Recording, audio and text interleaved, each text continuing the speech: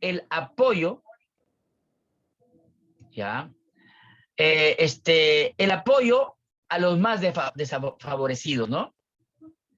De acuerdo con esta hipótesis, si los segmentos más pobres de la sociedad perciben que están siendo excluidos del proceso democrático o que no tienen de ningún beneficio, puede dificultar su desarrollo, ¿no? Y ahí estamos con una disyuntiva, ¿no? Porque la exclusión y la discriminación pueden producir la indiferencia de la gente más humilde y socialmente favorecido hacia la democracia, como ocurre acá. Para mantener el apoyo a la democracia, los gobiernos electos deben diseñar y ejecutar toda una serie de medidas de bienestar social destinadas a paliar la miseria económica y marginación social de los más desfavorecidos, ¿no? En países menos industrializados, la democracia pues no dispone del apoyo de la sociedad. En cambio, ahí donde los partidos y los grupos de presión se ocupan de los más menesterosos, la democracia gozará de más apoyo social y será más fuerte.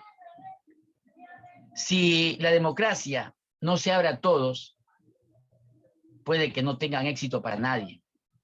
Y eso lo estamos viendo en el Perú. Y lo hemos visto siempre, ¿no? Lo hemos visto siempre porque no han hecho nada por las clases más necesitadas, ¿ya? Ahora, la participación ciudadana, la sociedad civil y la cultura política democrática tienen mucho que ver.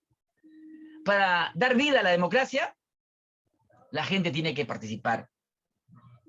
Pero nosotros vemos que en el Perú solamente una élite nomás participa en la vida política que tiene el desarrollo del país, ¿no? Y muchas veces encontramos pues que esas personas son las que nos engañan, ¿no? La mayoría de las democracias se llevan pues por este vínculo que es indirecto. El partidismo, por ejemplo, el grado en que los votantes se identifican con la mayoría de las democracias consolidadas, ¿no? Que yo soy del partido aprista, yo soy partido fujimorista, qué sé yo, ¿no? Está en decadencia en la mayoría de las democracias. Sin embargo, los partidos siguen siendo indispensables para el funcionamiento de la democracia. Para maximizar la participación ciudadana, la democracia también requiere de una sociedad civil fuerte. Si la sociedad civil no es fuerte, no puede haber democracia. Ahora, la sociedad civil debe estar formada por organizaciones creadas por los ciudadanos y a las que estos se incorporen, ¿no? Los ciudadanos se incorporen por decisión propia, sin intervención de las autoridades políticas. Además de los sindicatos y patronales, la sociedad civil incluye, pues, organizaciones religiosas, étnicas, de defensa de intereses particulares, como el derecho a la vida, o el derecho al aborto, a la protección del medio ambiente, ¿no? Encontramos un montón de cosas en que hay, que está inmersa la sociedad civil, pero también hay asociaciones cívicas que carecen de una agenda política explícita, pues, ¿no? Cuando más involucras a la ciudadanía en estas asociaciones voluntarias, es más probable de que la democracia se afiance. Al incorporarse a los grupos y asociaciones, los individuos aprenden a abordar los problemas de la comunidad en forma independiente del gobierno. ¿Por qué creen que el gobierno, que ahorita estamos hablando solamente de lo que pasa en el mundo, ¿no? Pero aquí en el Perú no hay mucha posibilidad para integrar a la sociedad civil, ¿no? La sociedad civil promueve la tolerancia, el compromiso y una disposición a confiar en las demandas y cooperar con ellos. Sin embargo, pues no cabe duda de que los ciudadanos también pueden formar organizaciones que rechacen categóricamente los principios de la democracia. Por ejemplo, grupos que promueven el odio racial, ¿no? La xenofobia, la mafia, las bandas callejeras. Estas asociaciones pues no forman parte de la vida civil, pero sin embargo están dentro de el trabajo que vemos todos los días en la organización de la sociedad. El politólogo Robert Putnam ha llevado a cabo una descripción de la situación en que se encuentra la sociedad civil en Estados Unidos, ¿ya? Putnam hace referencia de una considerable reducción del capital social, lo cual podría tener consecuencias negativas sobre la calidad de la democracia. El capital social se manifiesta en la existencia de transacciones personales que no responden meramente a una relación de intercambio económico. Otra afirmación de esta realidad se puede ver en Europa Central y Oriental. En Polonia y la República Checa han dado importantes pasos a sus procesos de democratización, mientras que Rumanía y Bulgaria han sufrido altibajos. Estas diferencias se pueden explicar, al menos en parte, por la presencia de una sociedad civil fuerte, en que los dos primeros países, antes de que se estableciera el régimen comunista, y que no logró sofocar del todo. En cambio, Alemania y Bulgaria carecieron pues este tipo de organizaciones, por lo que han tenido pues que adoptar vías más indirectas y menos participativas para la democracia, ¿no? Así pues está evidente esta empírica corroboración, ¿no? La relación existente entre la sociedad civil y la democracia. En conclusión, una sociedad civil fuerte confiere estabilidad y fortaleza a la democracia. ¿Tienen alguna pregunta hasta ahorita? A ver, voy a terminar. Profesor, disculpe, Sí. yo otra vuelta a la presentación en la pantalla, no veo otra vez hace unos instantes. Se sale, no sé a qué se debe. Yo no sé si mis compañeras estarán viendo normal. Yo veo de ratos, aparece, ahorita está en negro la pantalla. ¿Está en negro? Se ve, no, se ve. Algo está pasando, entonces disculpe. Porque yo acá lo veo. Sí se ve, profesor. Ya. O sea, de Ahora, repente es por tu Debe internet. ser su internet de la compañera.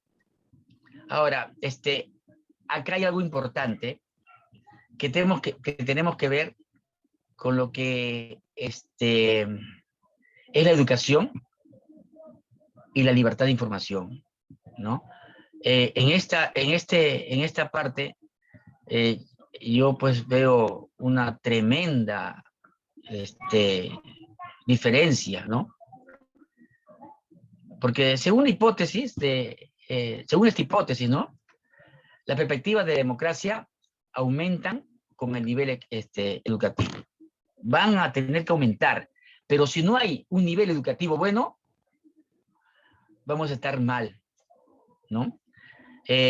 Cuando mayor sea la inclusión de la población, más se apoyará a los valores y procedimientos democráticos. Y a la inversa, la democracia requiere de libertad de expresión, la libre circulación de la información y la capacidad de los ciudadanos para procesar estas informaciones.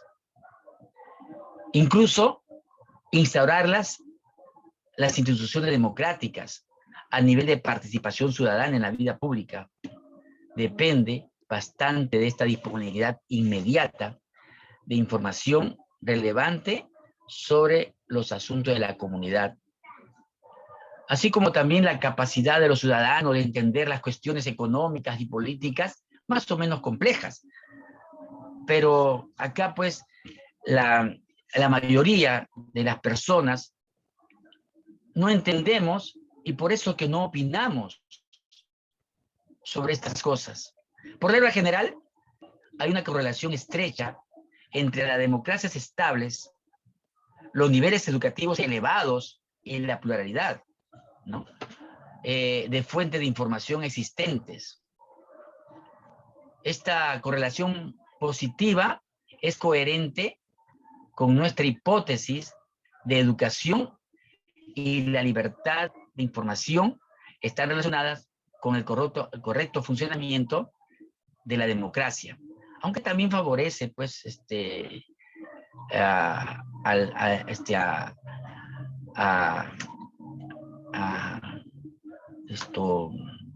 a otros pareceres, ¿no? Porque de esta se puede comenzar a surgir sin ellas, ¿ya? Y finalmente, vamos a ver un entorno internacional estable, ¿ya? Porque un entorno internacional puede estar en el contexto internacional, puede influir de forma significativa en las perspectivas del surgimiento de una democracia, así como el poder posterior de su desarrollo, ¿no? La guerra y sus consecuencias pueden tener efectos positivos o negativos en la democracia. En cuanto a los negativos, la guerra puede requerir un liderazgo fuerte, como por ejemplo Hitler, Mussolini, ¿no? Que tuvieron un liderazgo fuerte y centralizado, porque ellos encarnaron pues toda una corriente de descontento de Alemania y de Italia, ¿ya? Así como que los mandos militares tengan un papel influyente en ellos, en altos órganos de decisiones políticas. En estas circunstancias, puede quedar poco espacio para la pugna entre los partidos, ¿no? La libertad de prensa o la expresión abierta a la opinión pública. Del lado positivo, un ejemplo es la Segunda Guerra Mundial, que trajo pues la democracia a Alemania Occidental y al Japón. En el contexto internacional, poco propicio para el surgimiento y la estabilidad de las democracias fue la de los años 30, posteriores pues a la etapa de la Guerra Fría. Una de las paradojas más inquietantes de estos regímenes democráticos es que gobiernos que defienden la democracia en sus propios países pueden contribuir a sostener dictaduras terribles en otras. En determinado contexto, las condiciones económicas globales pueden ejercer pues una influencia igualmente profunda en las respectivas democracias. En conclusión, la experiencia nos ha demostrado que si bien las influencias externas son importantes, difícilmente pueden los gobiernos extranjeros crear o propiciar las instituciones y los ámbitos democráticos cuando las condiciones externas para la democracia no sean favorables.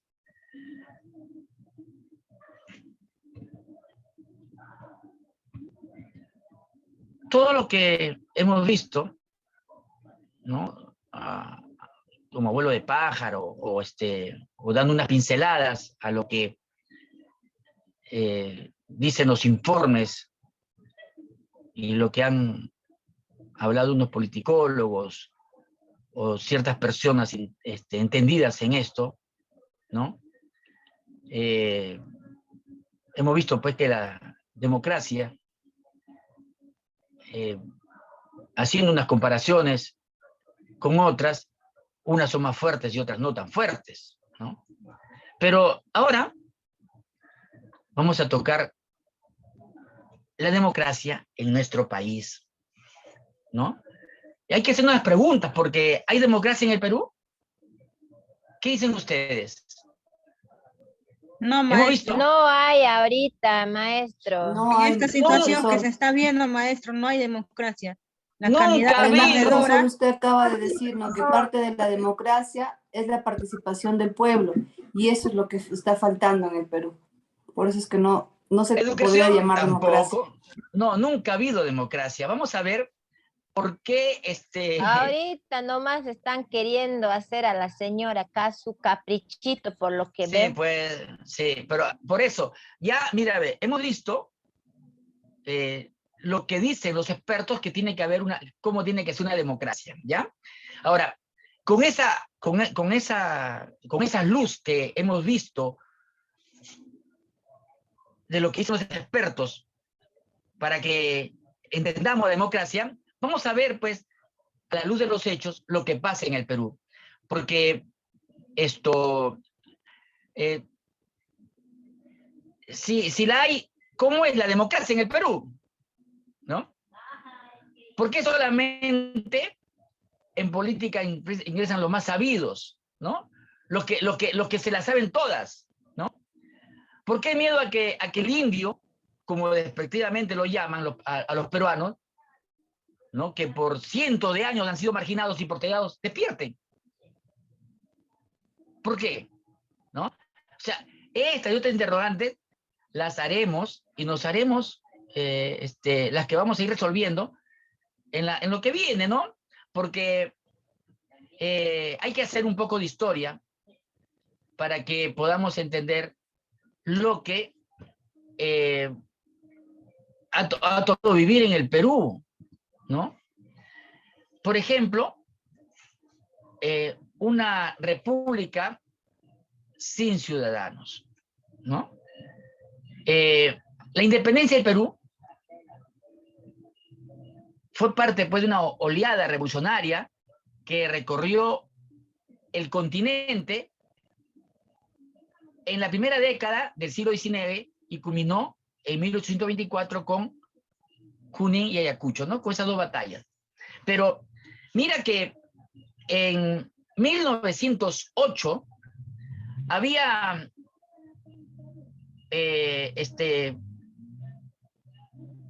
en España había caído en manos de Napoleón Bonaparte, ¿ya? Que había capturado a su rey, ¿ya? A Fernando VII lo habían capturado y se lo llevaron a España, a Francia. En España, que no tenían rey, comenzaron a hacer unas juntas de hombres porque no lo querían al rey que habían puesto en España. Habían puesto a un hermano de Napoleón Bonaparte, que se llamaba José Bonaparte, que le decían Pepe Botella, porque tomaba un día sí y al otro también. Era un completo beodo, dipsómano. Y entonces,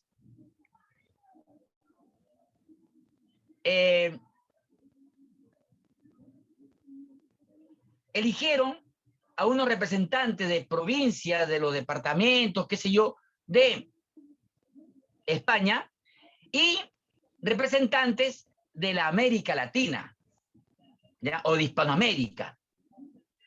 Cabe decir de que en esa esas juntas que realizaron en España, las Cortes de Cádiz se llamó, el primer presidente fue el jurista peruano, que se llamaba...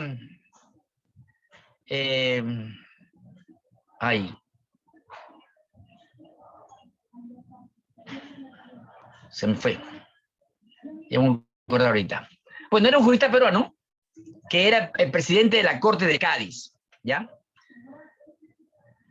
Este señor, que era un criollo, hijo de inmigrantes españoles, vino, fue a España y lo llenó a las Cortes de Cádiz de todas sus ideas liberales, que ellos querían zafarse a la corona. Acá en América, en México, en Venezuela, en Ecuador, Colombia, en Chile, en Argentina, hubieron cortes, pero en el Perú no hubo cortes, porque acá estaban el grueso de el ejército de España. Por eso es que acá no hubo cortes, ¿ya? Mientras que las pujantes burguesías comerciantes... Maestro Ponce, Sí, disculpe que le interrumpa. Al hablar de corte, ¿a qué se refiere, maestro? ya. De corte son reuniones de personas que fueron los que lograron la independencia de esos países, ¿ya? Eran junta de gobierno, eran cortes de gobierno, junta de gobierno, ¿ya? Y esta junta de gobierno fueron las que lograron la independencia de Argentina, por ejemplo, que fue el primer país, ¿no? Venezuela también, ¿ya? El último país que ha logrado la independencia recién en 1824 ha sido el Perú, ¿ya? Ahora, mientras las pujantes burguesías comerciantes del litoral del Atlántico se jugaron por la independencia, acá, o sea, al decir el Atlántico es decir Argentina, ¿no? La clase dominante limeña vivía pues en una abierta dependencia estructural de los privilegios coloniales, ¿ya? O sea, los criollos peruanos, los que habían nacido en el Perú, no querían la independencia, ¿ya? Que la independencia la tenga Chile, la tenga Venezuela, la tenga Argentina, esa es cuestión de ellos. Pero acá en el Perú no, ¿para qué? Si acá estamos bien, ¿ya? Entonces, por eso es el fidelismo, ¿no? O sea, que los criollos peruanos eran fieles a ultranza, o sea, contra viento y marea de la corona, ¿ya? Y los comerciantes se constituían pues en una facción más importante de la nobleza limeña, pues, y financiaron las campañas del ejército patriota, ¿no? Con Abascal, todos los que habían puesto su plata para que los peruanos no puedan seguir su independencia, ¿no? Así que hubo pues criollos y mestizos que optaron por la bandera separatista en el virreinato peruano, ¿ya? Pero que esta pues no fue la alternativa dominante, ¿ya? Que a diferencia de otros países se comprometieron activamente con la independencia, como Argentina y Chile, por ejemplo, ¿no? El fidelismo y la élite criolla peruana y su quiebra final dejó pues al país sin una clase dominante al iniciarse la República del Perú. No había una clase política que dijera esto se hace en el Perú. ¿Ya? Como el Perú emergió pues a la vida independiente según una clase dominante que encarnara pues el orden nuevo y el vacío del poder, fue llenado por ¿quiénes? Por los militares que habían logrado la independencia del Perú. ¿Quiénes han sido ellos?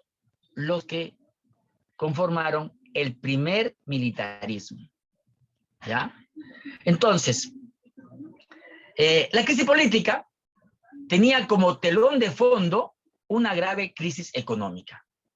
¿Por qué? Porque estos presidentes no tenían ni idea de lo que era gobernar el país. Por ejemplo, la pérdida del gran yacimiento minero de Potosí, ya que era pues una de las más grandes compañías mineras, ¿no? Más grandes yacimientos mineros que se han llevado toda la plata a España, fue entregado a la jurisdicción de Río de la Plata primero y a Bolivia después, ¿no? Donde rompió la columna vertebral de la economía virreinal peruana, ¿no? Un circuito clave que unía Lima, Potosí, Buenos Aires, atravesando la Sierra Central peruana, ¿no? Articulando espacios socioeconómicos muy amplios. La República pues tenía espacios completamente desarticulados, con regiones cerradas sobre los mismos espacios socioeconómicos que retrocedieron la economía de la autosuficiencia. O sea, estas cosas hicieron de que el Perú se viera mermado, diezmado con todo lo que acontecía.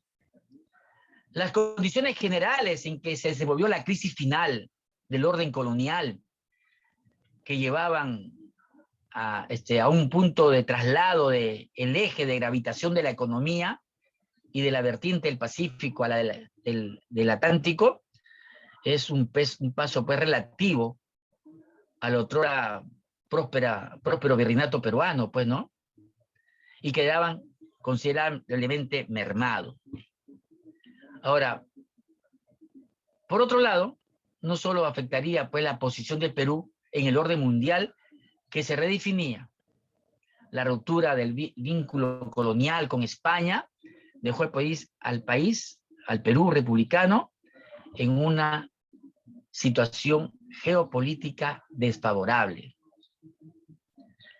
Debido a su lejanía con relación a los centros del poder capitalista, emplazados en Europa, en la costa este norteamericana, cuya cultura significaban las élites criollas, ¿no? Este complejo conjunto de circunstancias internacionales desfavorable y que siguió el nacimiento del Perú a la vida republicana, ayuda a explicar la ausencia de la burguesía en un proyecto nacional capaz de imponer su hegemonía en escala peruana. Y la debilidad dominante que asumiría el rey, el rol conductor del país durante los primeros 50 años de la vida republicana, fue pues un ambiente propicio para que emergiera el caudillismo militar. Un resultado de esta situación que tuvo una gran importancia para la evolución de la sociedad cultural en el país fue la gran debilidad del Estado central. La ausencia de una facción que sea dominante y la inestabilidad que acompañó al primer militarismo hizo que no existiera un poder central que pudiera contrarrestar las fuerzas centrífugas como la contrapartida de una debilidad del centro, crecieron fuertes poderes locales como el interior, ¿no? Esto propició la formación de ámbitos privados que fueron adquiriendo una notable autonomía con relación al poder central, lo que cristalizaría las décadas siguientes de la emergencia del gamonalismo. La modalidad más importante de este ejercicio de poder sobre la población indígena, que se constituyó en una traba fundamental para la formación del orden democrático. La emergencia de estos poderes locales, paradójicamente, no facilitó la formación de las regiones sólidas, sino fortaleció a grupos sociales retrógradas que convirtieron en tenaces opositores en los intentos de modernizar el país. ¿Tienen algo que decirme hasta este momento?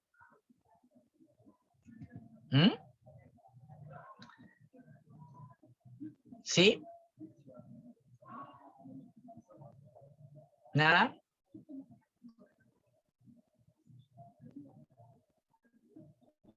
¿Nada, nada?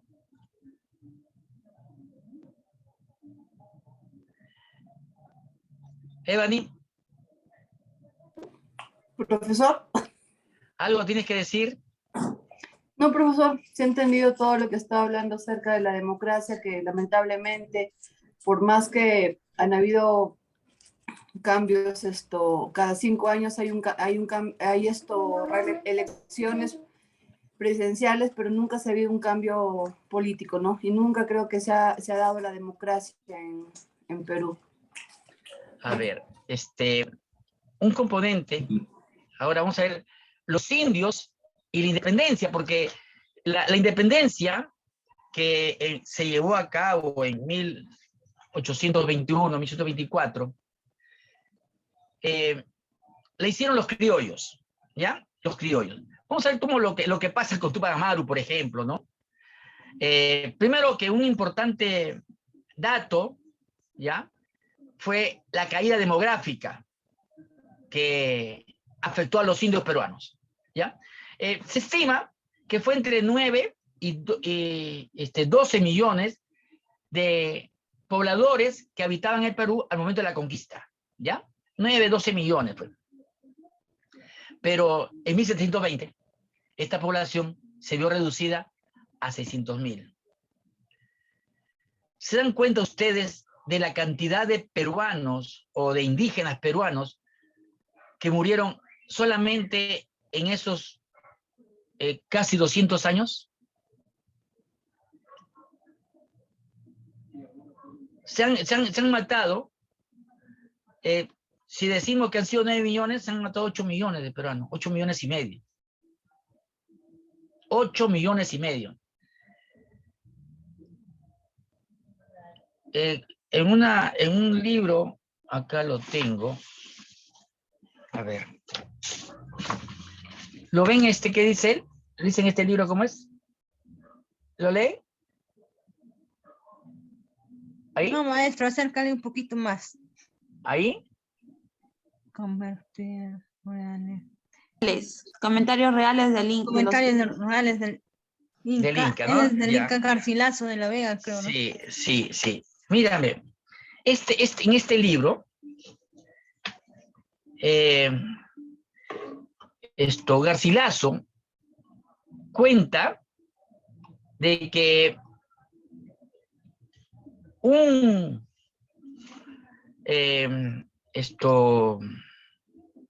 ¿cómo le pusieron?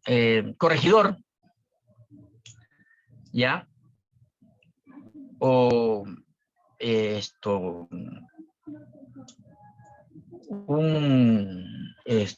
¿cómo decían? Corregimientos, y le pusieron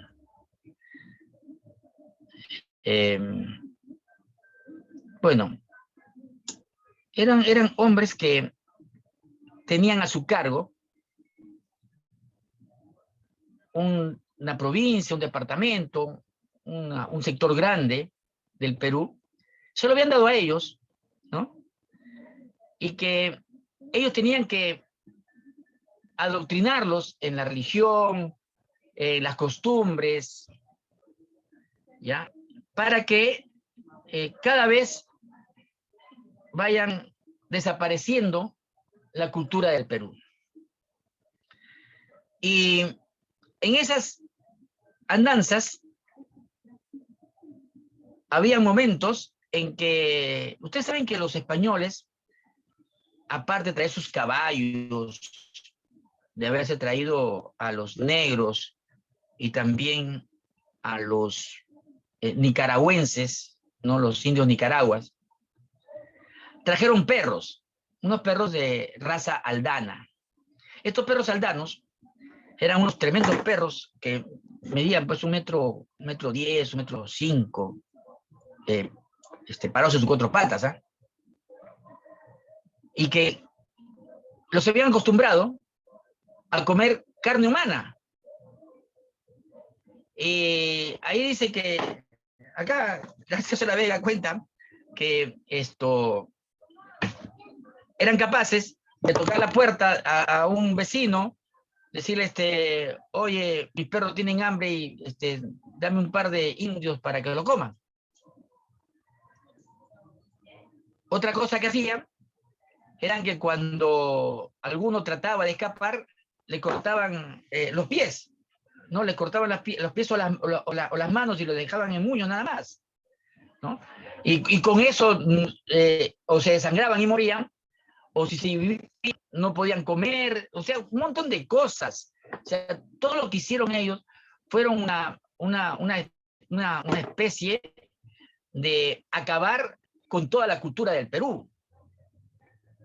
¿Ya? O sea, todo lo que hicieron, solamente habían momentos en que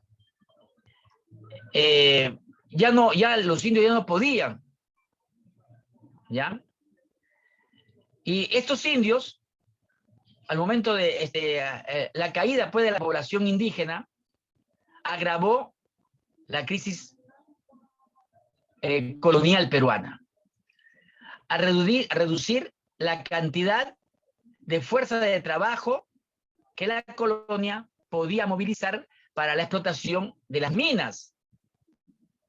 Ya les dije que en la mina de Potosí ellos iban y los explotaban.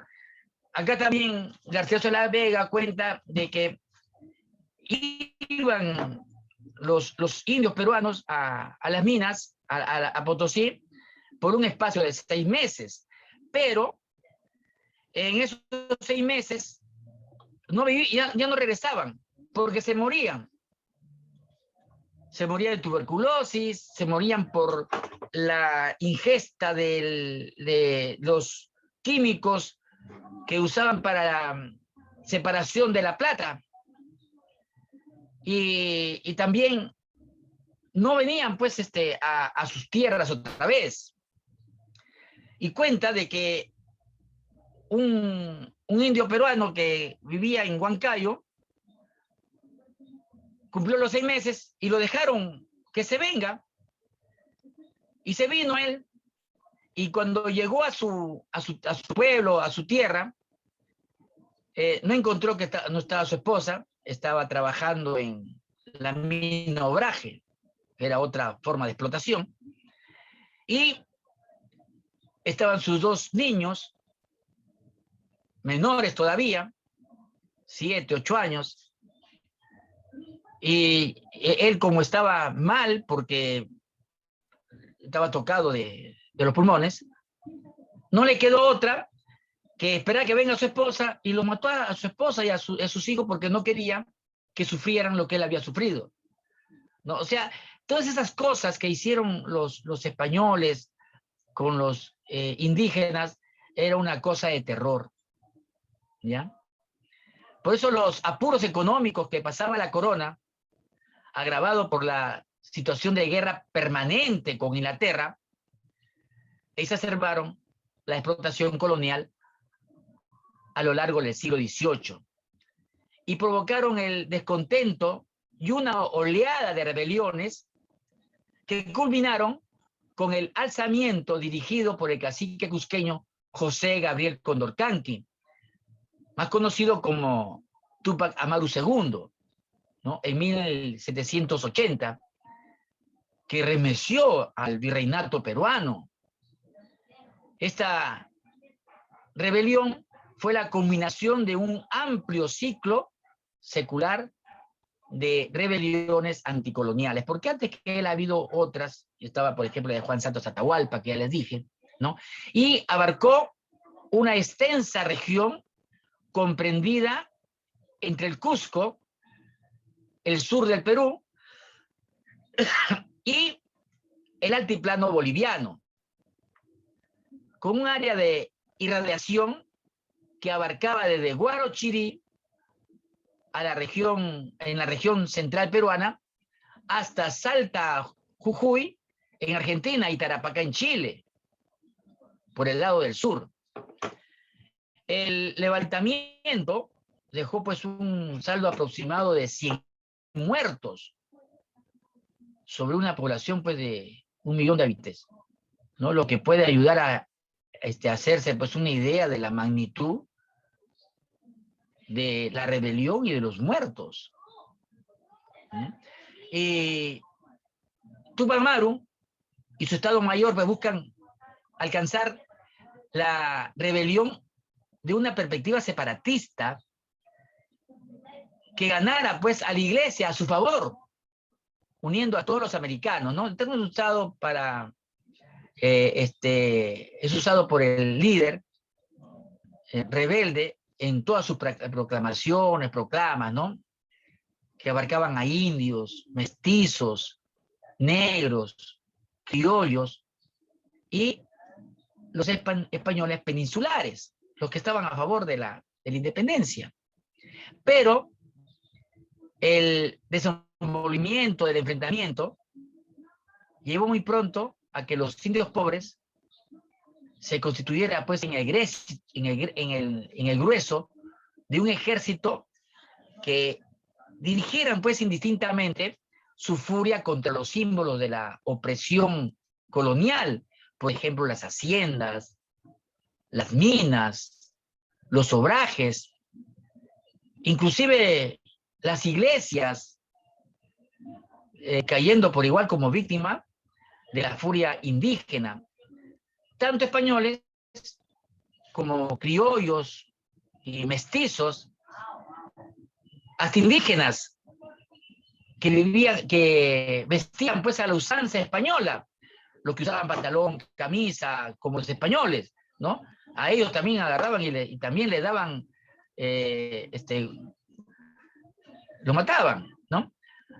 Aunque el caudillo rebelde fue tomado preso y muerto en apenas un semestre, la rebelión se vio extendida hacia el sur del virreinato, alcanzando pues mayores cotas de violencia durante los 2 siguientes años, bajo la dirección de los hermanos Katari, ¿no? Con un carácter cada vez más étnico en el territorio de Perú. Es que un error que cometió Túpac Amaru fue que él quería unir a todos los que habitaban en el Perú para ir en contra de la corona, ¿no? Ahora, las condiciones objetivas entre el proyecto político de la clase noble indígena, ¿no? Que era integracionista, multiétnico, pluriclasista, ¿no? Y la movilización práctica de los indios en común, marcadamente étnica y anticolonialista radical, fue uno de los factores determinantes de la derrota, ¿no? El otro factor que propició el fracaso fue que, como sucediera antes, durante la conquista española y después, durante la independencia, hubo caciques fidelistas, o sea, fieles a la corona, ¿no? Como Mateo García Pumacagua, ¿ya? Los hermanos Choquehuanca, que se alinearon a las tropas realistas contra las fuerzas rebeldes, ¿no? Y hay una significativa correlación entre la ubicación geográfica y su alineamiento de un bando y otro, ¿ya? Que ya vamos también a tocar eso. Pero lo cierto es que la derrota Túpac Amaru abrió un abismo entre los criollos y los indios, ¿ya?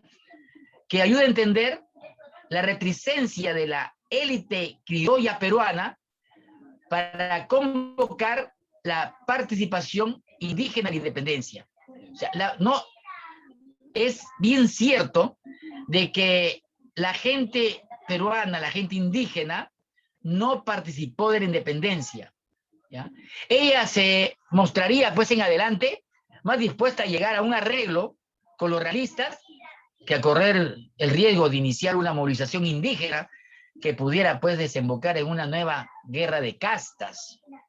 No, por otra parte, la derrota de Túpac Amaru aceleró, pues, el proceso de destrucción de las élites indígenas tradicionales, ¿ya?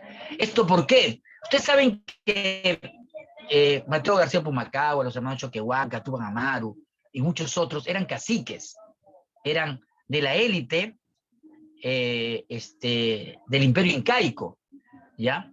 Entonces, tenían ciertas goyorías, ¿ya? Y Túpac Amaru fue condenado, pues, a morir descuartizado, con buena parte de su familia, que se alinearon con las fuerzas coloniales, ¿ah?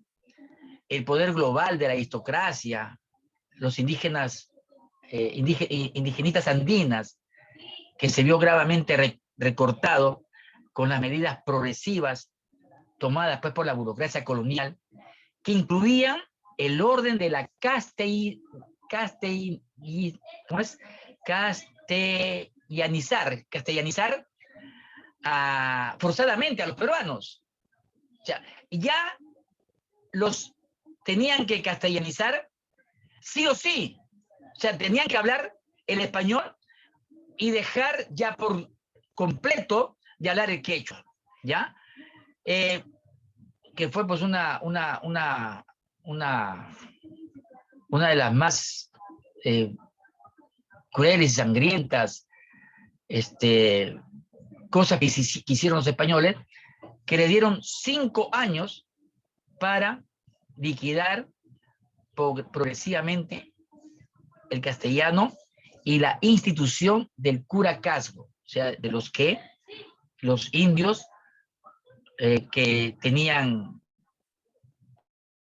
élite, que eran de la élite incaica, ¿no?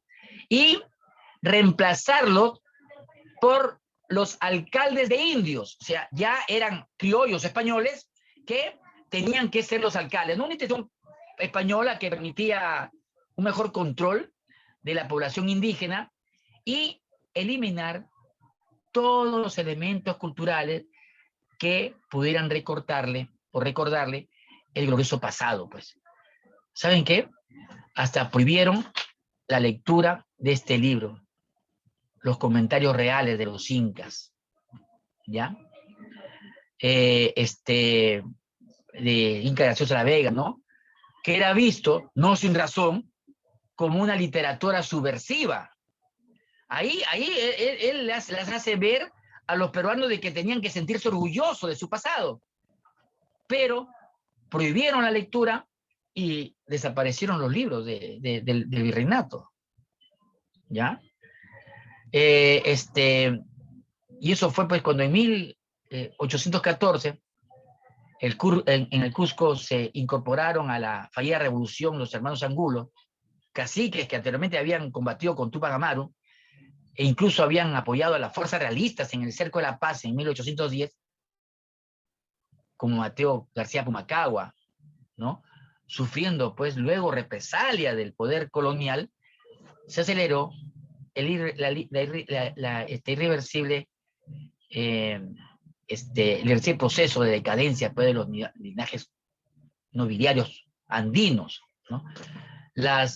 Otra que ha hecho también es las medidas bolivarianas, Simón Bolívar también, que incluían la abolición de los títulos nobiliarios que culminaron con el proceso de la liquidación de los curacas. O sea, históricamente, la colonia de los curacas andinos habían cumplido no solo la misión de gobernar a las poblaciones andinas, sino fueron asimismo los intermediarios culturales que articulaban a las sociedades andinas con la sociedad mayor, ¿no? Por un lado, tenían la legitimidad de su linaje nobiliario de sangre, de los incas, ¿no? Que les convertía pues en representantes de los pueblos originarios. El propio Don Amaro, ¿no? Que inició su rebelión con el objetivo de llamar la atención del rey sobre los abusos que cometían los funcionarios para que le pusieran remedio. Pero la desaparición de los grupos, de los curacas, como grupo social, fue lo que escindió pues, a la sociedad peruana, creando una brecha entre la pequeña minoría criolla y mestizos que ocupaban el vértice de la sociedad peruana y la gran masa de pobladores indígenas que estaban en la base. O sea, ahí fue donde hicieron una total separación de los indígenas y de los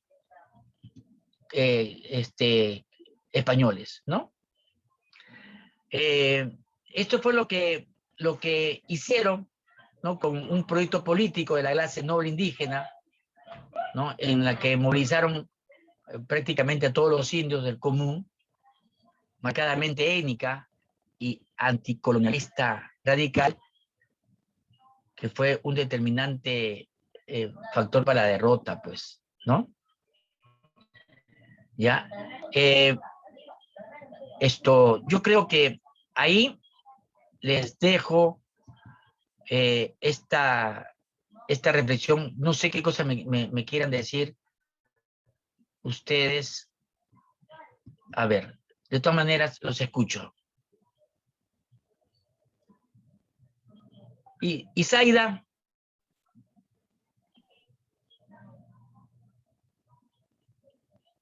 Isaida, Priscila. Hola, a ver, maestro, buenas noches. ¿Para qué soy bueno? no sé, algo que me quiera decir de lo que has escuchado. Solamente he tocado 2 puntos. Ah, ya todavía, maestro. Profesor,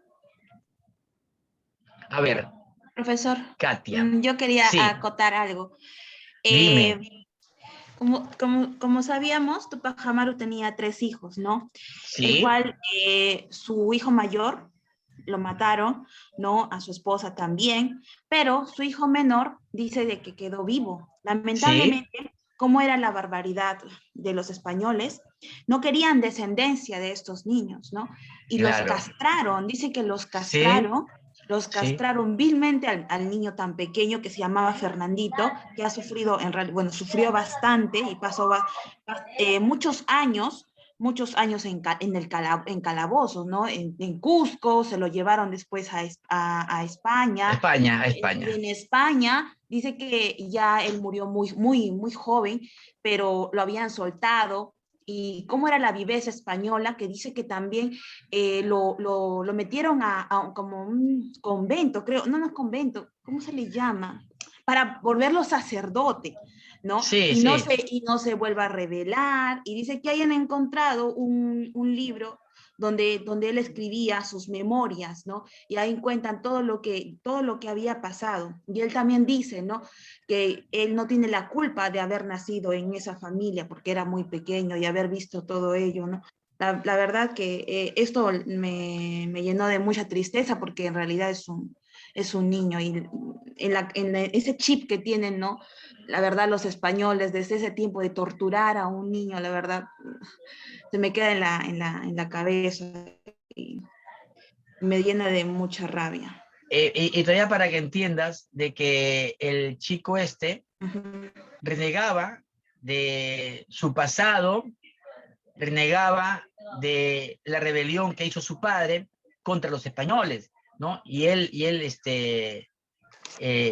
no quería saber nada con eso, ¿no? Así es. Esa es una de las cosas que hizo la corona española, ¿ya? Lo que hicieron en el Perú fue una atrocidad. Miren, cuando cuentan que en la Segunda Guerra Mundial, los guetos mataron a 6 millones de judíos, ¿no?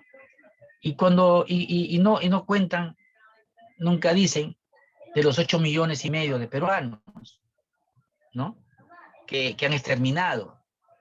Y de la manera más cruel, más vil, más sanguinaria que han podido hacerlo. O sea, ellos han hecho todo lo que han hecho con el Perú de una manera, pues, alevosa, con una ventaja tremenda que tenían. Otra intervención.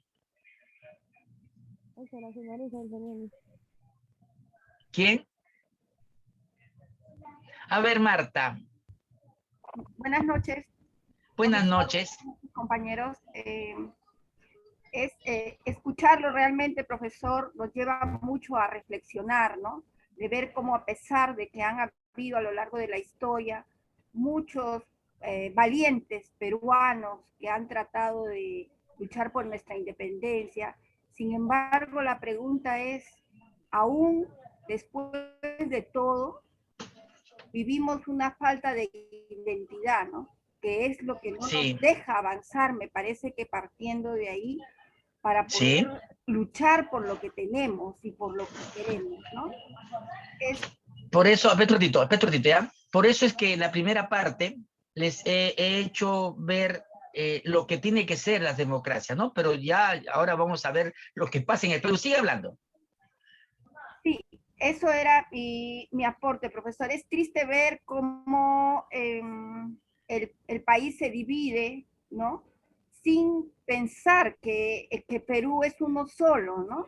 Y que más allá de dividirnos, pues debemos estar unidos y recobrar nuestra identidad. Como yo le comentaba en la clase pasada, esa identidad pues nace como una semilla que se siembra en los hogares, se siembra nosotros como docentes de inicial en las aulas, ¿no? Entonces, realmente me encantó su clase, profesor, me he vuelto su admiradora, es nutre mucho en la mente. Le agradezco, profesor. Solamente para decirles, yo me paso no sé cuántas horas en el día y en la noche para hacer en la clase, y lo que yo tenía pensado hoy día a decirles en la hora y media que he tenido con ustedes, ustedes van a ver las diapositivas, va para más, pero es que hay tantas cosas que hablar de lo que pasa en el Perú, ¿ya? Una más para irnos. Profesor, A ver, Diana. dice que los cambios se produjeron al proceso de la independencia. También dice que hubo planes políticos, también hechos concretos, también a nivel social. El cambio más importante que fue el régimen político en el Congreso, que constituye en 1822. Fue la primera constitución política, y también se 23. produjo en 1823 en el Perú. La república fue basada como la democracia de la ciudadanía en derechos individuales. Ajá. También a lo largo de la libertad y democracia el proceso nacional.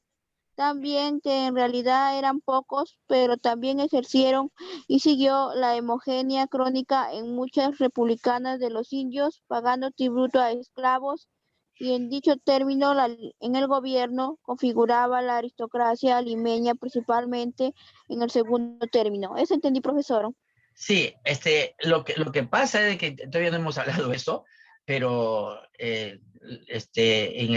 los españoles, no, Ramón Castilla, por ejemplo, al dar la libertad a los esclavos negros, no le dio la libertad a ellos, sino que dio una libertad de vientres, ¿no? O sea, todo eso, todavía estamos hablando del momento de la independencia, con todos los pormenores que han habido antes, ¿no? Porque la independencia de Perú, miren ustedes, lo que dicen, la independencia de Perú se celebra el 28 de julio, ¿no? De 1921, ¿ya? Lo que realmente la independencia ocurrió fue en 1824 con la batalla de Ayacucho, el 9 de diciembre.